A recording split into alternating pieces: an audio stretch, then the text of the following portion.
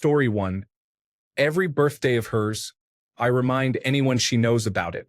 She isn't on social media, so no one gets the Facebook reminder. It makes her so happy when she sees that friends from years ago are thinking of her. She gets so happy. Story 2. I paid for her 5-year-old nephew's funeral. After seeing what all my sister-in-law and brother-in-law had been through on top of all the expenses of everything else, I made a phone call to the funeral home director. My wife doesn't know, no one knows, but I think she may suspect. Story 3. I got to the Mexican restaurant before her the other day, got us a table, ate an entire basket of chips and salsa, then had the waitress take them away and instructed her to bring out a fresh one when my wife arrives and act like it's the first one. Story 4. She is trying to lose weight and be healthier and compulsively snacks if she knows they are in the house. I am a healthy weight and like to have little treats sometimes. I hide snacks in my car or the garage. Story 5. I give her a birthday card and a Christmas card from the cat. I draw paw prints on the cards. I make up a story about how I took the cat with me to Hallmark. It's been 20 years. I think she suspects it was me. Story 6. My wife does not use a lot of high technology features in devices and appliances that she owns. Technology freaks her out. 3 years ago, I enabled the speed-dependent volume setting in her car. She has never noticed that she doesn't have to increase her volume when we get on the interstate. Story 7. My girlfriend bought me an expensive coat for my birthday and made it clear that I was not to lose this one, which would make it the 100th coat I've left behind or lost. I, of course, left it on the train on the way home from work. I realized as soon as the train took off. I sprinted to my car and then drove 20 minutes to the next station, trying to beat the train so I could meet it at the next stop and get my coat. I was too slow, and the next stop was an hour's drive away. I asked the guy at the station if he could help. He called the next station, and they said the train would be doing the same journey in the opposite direction and would be back at the station at 9 p.m. It was 6 p.m., so I went home, said nothing about the coat and my intense 100 miles per hour drive, just gave her a hug and asked about her day, watched some TV, typical evening stuff. 8:30 p.m. came, and it was time to go to the station to get my coat. I told her my brother left his coat at the gym and I had to collect him and drive him back to collect it. But off to the station I went to get my coat. It was there, thankfully. I went back to the house, called my brother an idiot for leaving his coat behind him. She rolled her eyes at my stupid brother, but I was in the clear. Seems rather telling that I was willing to go through all that hassle just to not have to tell her about me losing my coat. I promise we have a healthy relationship. Laugh out loud. Story 8. When I make us food, I always give her the more presentable plate or the item that isn't burnt. I absolutely hate if my food is ever burned, but I'll power through it because I want her to enjoy her food. She doesn't know I do this or that I'm eating food that I'm not enjoying. Story 9. When we had a hard time with money, I saved the chicken for her lunch and said it was enough for both. Just because if I told her the truth, she would have made me take the chicken on my plate instead of hers. Story 10. I hid an Easter egg in the back of her refrigerator. We do not live together and we are in a hot climate, so I could not just leave it anywhere else in her house. Story 11. I will air drum for no apparent reason. I will not do it around her or anyone else. We could just have an argument and I would still do it as soon as I closed the door. No one has seen me air drum, and I do not play the drums. I do not know why I do it either. Harmless and weird. I do not have autism or any mental disorder. Story 12. I sold a project car that I love to pay off some debt and for the 3 therapists that we have been paying for between us and the kids. I loved that car, and I had so many plans for it. But I told her I was tired of working on cars in the garage.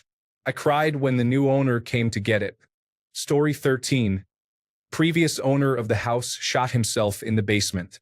Found out a couple of years after buying the place, but it explains the hastily applied stain on the concrete and the gap under the baseboards where they pulled the carpet out. I honestly don't think it would bother her, but the best case scenario is she doesn't care. Story 14. I used to put every fruit sticker on the wall. When I hit about 60, she made me take them off. I've started a new collection on the bottom side of a cabinet, about 30, that she doesn't know about yet. Story 15. I buy loads of high-quality but second-hand designer clothes. She freaks out at the thought of used stuff. She seems to think that people have died in them. Story 16. Before we were married, we had a pretty tumultuous relationship. At one point, we had a fiery breakup, and through the grapevine, I heard the brakes on her car went out, and she was going to be let go from her job, which would leave her and her son homeless. I paid for the brakes and paid a good friend of mine to go fix it for her without charging her, and he wasn't allowed to tell her who sent him. I think she suspected it was me, but she never said anything. Story 17. How much money I spend on photography. I don't go into debt or anything, but that equipment is not cheap. She doesn't notice what I buy and I don't show it off. I just happen to have it and it's always hiding in plain sight. Photography is my only hobby that costs something, and all my other hobbies are essentially free, like language self-learning, drawing, and reading. On the flip side, I try to keep my mouth shut when she spoils herself. Okay, maybe I raise an eyebrow. Story 18. It was that I hate doing the laundry, but I work remotely and love being the house husband and keeping the apartment clean for her, so I do it anyway. But my dad accidentally let the cat out of the bag this week. I guess now it's that I absolutely hate buttering her toast in the morning. That's not a euphemism for anything. She likes having a single slice of buttered toast with an apple for breakfast, and for whatever reason, the process of getting the butter onto the knife and onto the toast without it falling off and then spreading it without making a crater in the bread is a Herculean task for me.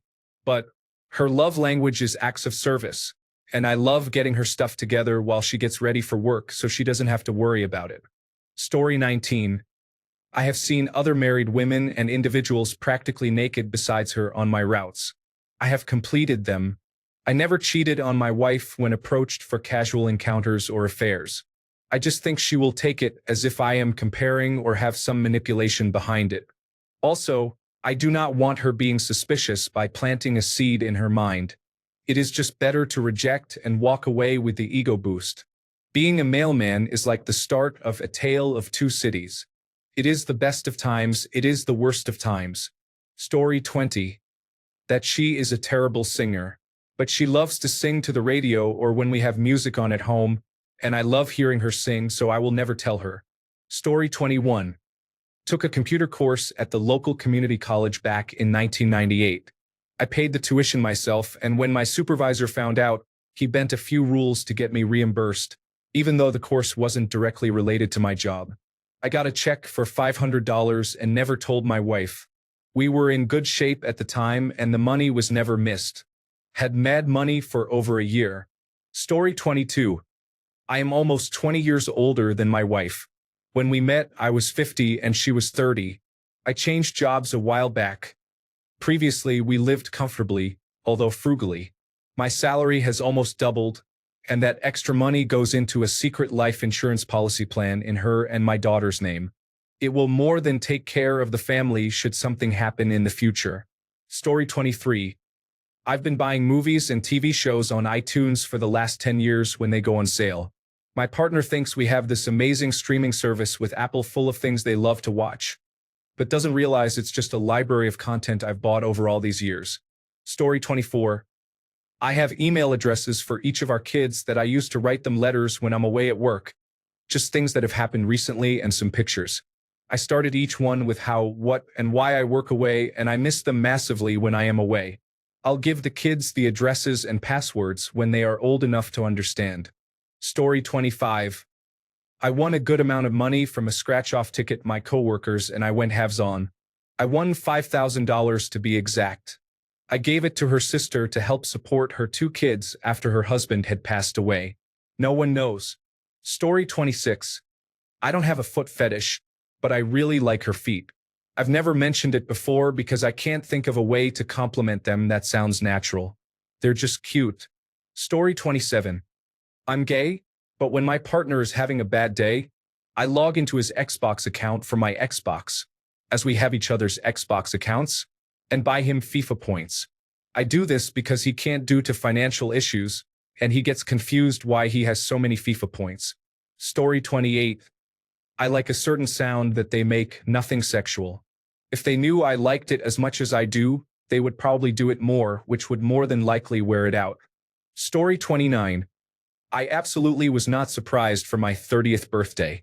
Weeks prior, she gave me her phone to watch a video, and a text from her friend popped up as a notification. Story 30.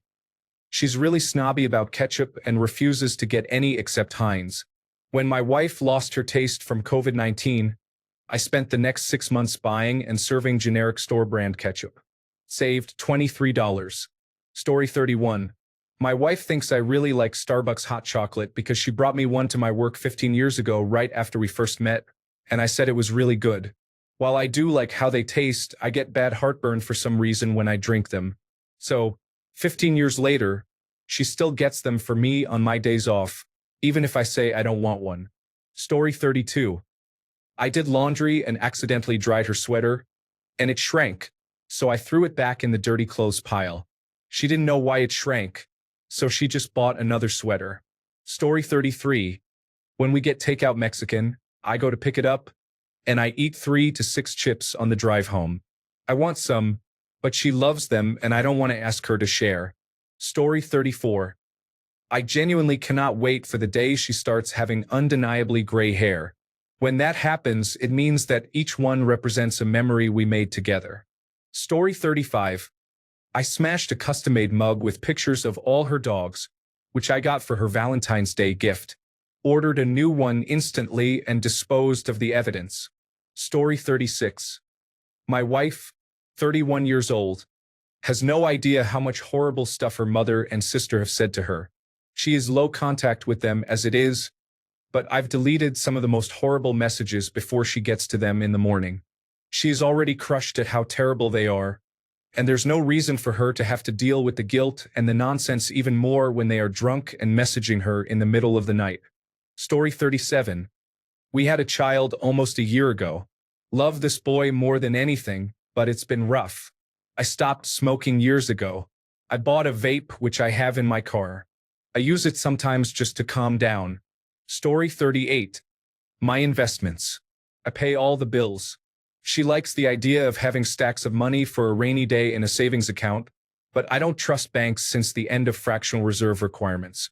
So I keep a very small savings account and instead invest. I've consistently outperformed savings account rates, which isn't hard to do at all.